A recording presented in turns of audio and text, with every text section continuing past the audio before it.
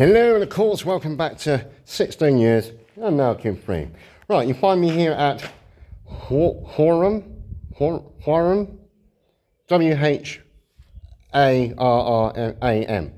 I'll put it in the title anyway. Yeah, but I'm here at a church, and apparently the church used to be a lot bigger than this back when 1066, Battle of Conquest, conquest of Battle of Hastings, basically. That actually took part in battle, and trying to tell that to tourists is quite something when I'm back home.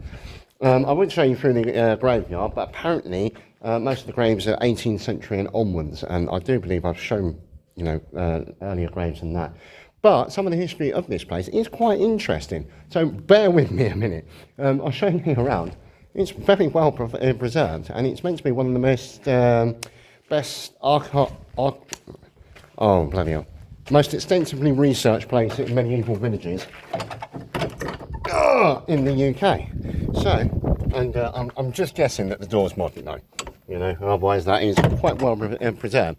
But some of the things that I've been reading up about is that there was a very low infant mortality rate because the infants were breastfed up to the age of 2.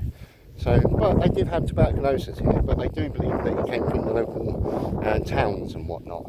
Oh, let's tell you where I am. I would love to tell you where I am, but I have no idea where I am. I know I'm in Yorkshire. That's about it. And I do know this is a very, very pretty area. Very pretty.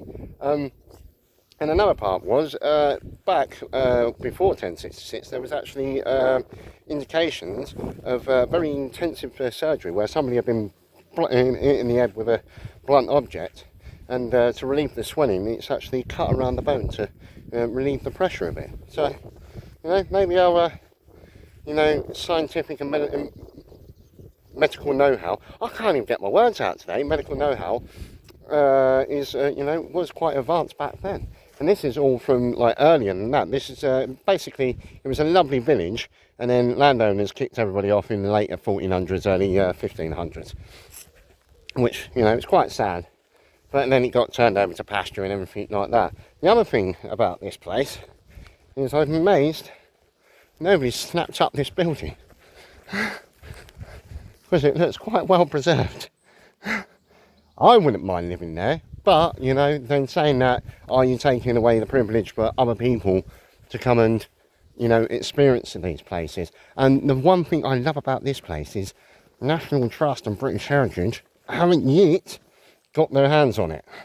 So it doesn't cost you an arm and a leg and your first child and the mortgage just to get in it, which is quite cool. And you've got cattle grazing around. But unlike when I was in Wales, the cattle aren't, gang pressing me up the gate side, which is quite nice. Oh my word, and there is still more of it to go. And I do mean this is a lovely place, and I'm only parked just up the hill. Well, I say just up the hill, I'm right up the hill, which is continuously uphill.